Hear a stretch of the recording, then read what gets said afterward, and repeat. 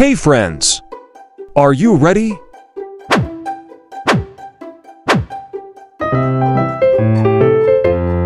Berikut ini adalah beberapa potongan video edukasi tentang PMS yang disampaikan oleh Dr. Amira, spesialis kandung yang bertugas di Fak-Fak, Papua Barat. Jadi ternyata ada 10 faktor resiko atau perempuan-perempuan yang memiliki faktor resiko tinggi terkena kanker mulut rahim di masa yang akan datang ya. Kanker mulut rahim terjadinya karena virus HPV tipe high risk 16 dan 18. Paparannya adalah di mulut rahim ya, atau terjadinya karena virus HPV.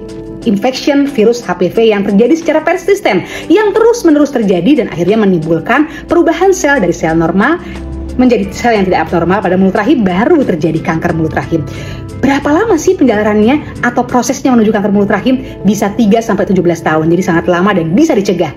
Untuk pengen tahu pencegahannya seperti apa, dengerin baik-baik 10 perempuan yang saya maksud tadi. Yang pertama, perempuan yang sudah pernah berhubungan seksual.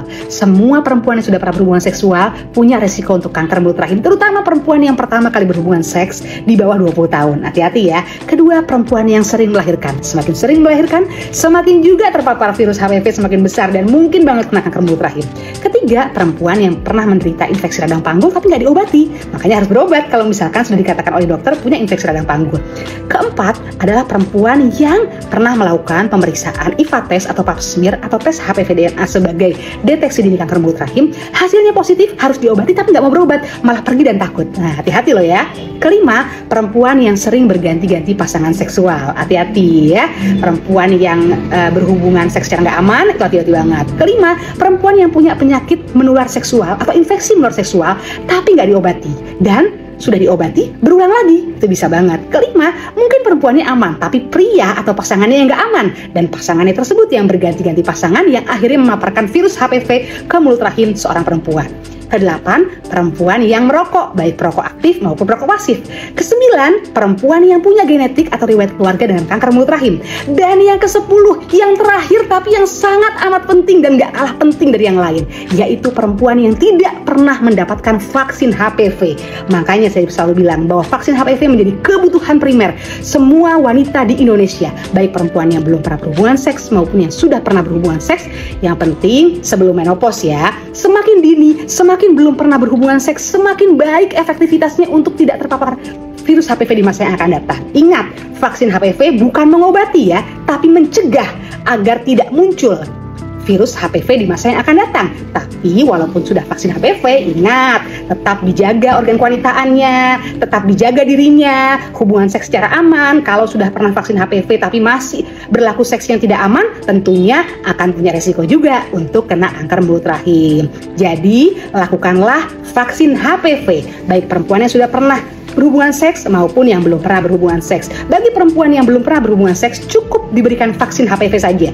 Tidak perlu pemeriksaan lain seperti IVA test atau pap smear atau tes HPV DNA. Tapi untuk perempuan yang sudah pernah beraktivitas seksual, selain vaksin HPV juga perlu deteksi dini kanker mulut rahim dengan IVA test atau pap smear atau HPV DNA. Minimal IVA test yang gratis di semua puskesmas di Indonesia. Ya, ini malam ini udah waktunya Fak-Fak jam 10 malam waktu Indonesia Timur, dan hari ini mereview kegiatan ya.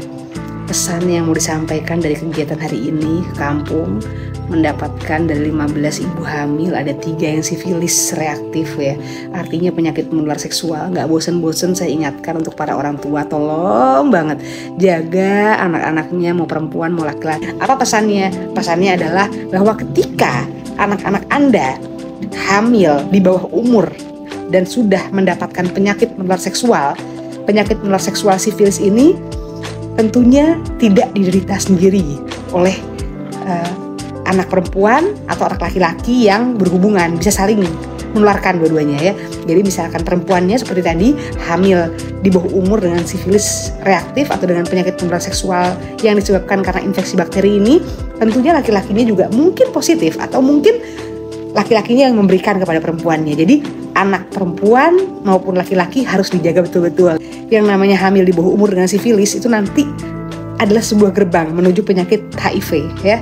Kalau HIV nanti terlambat ya dideteksi ya, atau tidak ketahuan karena mungkin tidak periksa darah lengkap atau menyembunyikan penyakit-penyakit menular seksualnya, ini tidak diobati penyakit menular seksualnya ya, masih untung kan ini ketahuan karena hamil. Coba seandainya nggak hamil mungkin nggak ketahuan, akan sampai di fase HIV dan tiba-tiba bisa juga kalau tidak tertangani bisa sampai di AIDS. AIDS itu adalah gejala, kumpulan gejala. Kalau sudah diare, sudah badannya semakin kurus biasanya ya, sudah ada kondiloma di mulutnya ya, bitik-bitik di mulutnya ya, terus imunitas tubuh semakin menurun ya, itu biasanya virus HIV itu sudah berubah menjadi kumpulan gejala-gejala yang akan menghancurkan sistem imunitas tubuh dan akan membuat pasien prognosis atau angka kesembuhannya semakin kecil dan semakin ke arah buruk ke depannya ya. Terus juga yang pasti bisa nanti di masa depannya, di umur-umur yang masih muda ini bisa kena kanker mulut rahim juga. Jadi yang namanya penyakit menular seksual termasuk HIV itu akan menunjang anak perempuan nantinya lebih cepat kena kanker mulut rahim. Makanya hati-hati dengan yang namanya human papilloma virus ya. Yang awalnya terjadi karena infeksi menular seksual yang disepelekan. Jadi masih untung nih, masih ada, Allah masih memberikan secari harapan, masih memberikan, alhamdulillahnya Allah masih memberikan titik terang bahwa saat dia hamil inilah ketahuan. Saatnya kan dia hamil mungkin gak ketahuan. Jadi sekali lagi saya mohon dengan hati yang paling dalam, dengan kerendahan hati, tolong kepada orang tua lebih hati-hati dalam menjaga anak-anak baik perempuan dan laki-laki. Amira bersama Bidan Sophia dari 15 ibu hamil.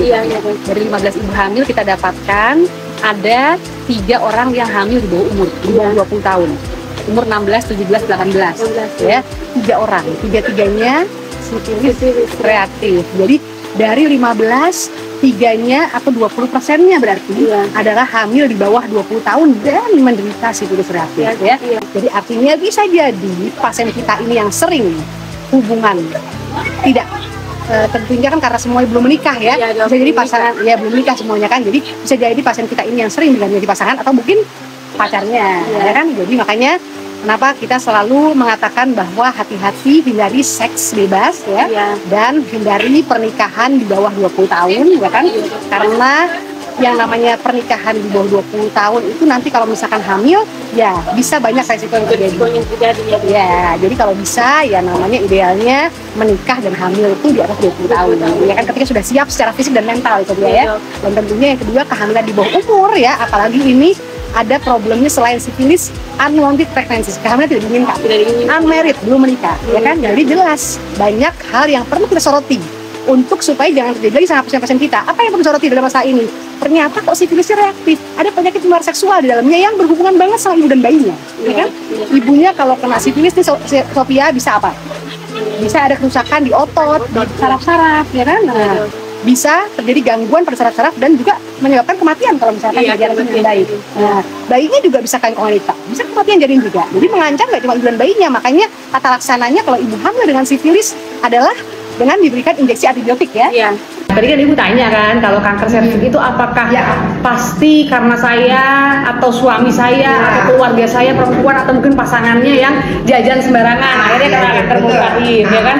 Kanker mulut rahim itu terpaparnya Bu atau terkenanya ya itu dari virus HPV yang terus-menerus paparan virus HPV. Virus HPV itu terjadinya dari mana sih sebenarnya? Dari yang paling tinggi, yang paling besar 90% adalah karena hubungan seksual. Sayang cinta. Jadi gini saya, ini sekarang kan umurmu masih 17 tahun ya. Ini sekarang hamil pertama ya dengan sifilis reaktif. Sifilis itu kan penyakit menular seksual. Asalnya dari mana? Dari bakteri Treponema pallidum. Bakteri itu terjadinya dari mana sih penularannya? Dari hubungan seksual. Nah, jadi artinya selama ini sudah pernah berhubungan seksual mungkin pada pasangan atau dirimu yang nggak aman hubungan seksualnya.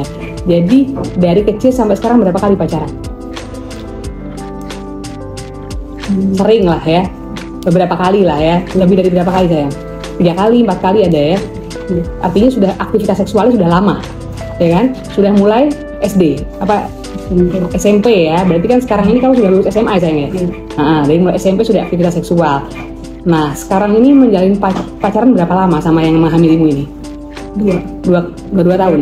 2 tahun. Nah artinya kan kemungkinan besar bisa dari orang ini atau bisa jadi orang sebelumnya ya. Intinya terpaparnya penularannya sifilis itu adalah dari hubungan seksual yang tidak aman. Bisa pasiennya yang nggak aman, bisa pasangannya yang nggak aman. Ya.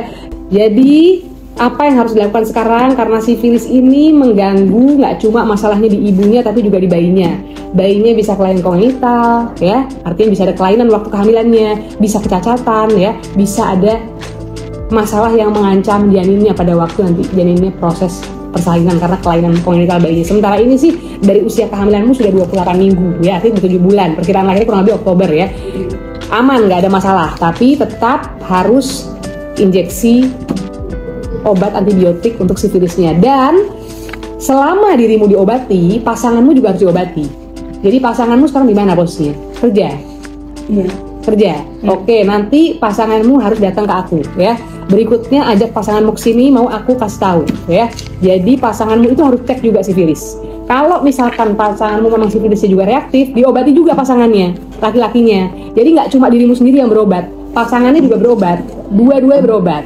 Percuma kalau misalkan dirimu aku obati, ya, udah saya obatin, sembuh terus ketemu lagi sama pacarmu, ya, kena lagi sifilisnya. Oke sayang, jadi dua-duanya berobat. Sayang cinta, ini keluhan tadi yang aku lihat itu kan ada jengger ayam atau kondiloma acuminata di vaginanya, ya. Itu mulai kapan ada keluhan keluar kayak brokoli di vagina itu kan? Benjol-benjol itu mulai kapan? Mulai sebelum nikah? Itu yang benjol-benjol itu waktu itu sudah nikah. Nah itu macam keluar sih kecil-kecil dulu, kecil-kecil lagi besar. Berarti besarnya baru sekarang, ya? Iya. Sekarang kan hamil anak pertama, umur kehamilan 5 bulan, 20 minggu, ya? Iya. Dengan sifilis, ya, tadi udah disuntik yang kedua, yang minggu depan yang ketiga. Ini kan kita baru lihat keluhannya sekarang. Iya. Nah, keluhan kondiloma acuminata itu terjadinya sebelum nikah, artinya waktu itu sebaiknya sebetulnya sebelum hamil diobati dulu sayang. Tapi kan mungkin dirimu nggak pernah periksa kan, itu yang jadi masalah. Jadi sebelum nikah sama yang sekarang, udah berapa kali hubungan sama orang lain, laki-laki lain?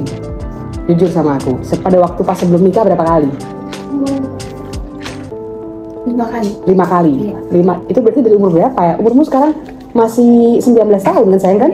Ya, berarti waktu itu dari berapa? Dari umur 13 tahun, 14 tahun udah hubungan? Iya. Dari 14 tahun, 13 tahun udah hubungan badan sama laki-laki. Jadi ganti-ganti orang, ya kan? 5 orang, 4 orang tadi, ya.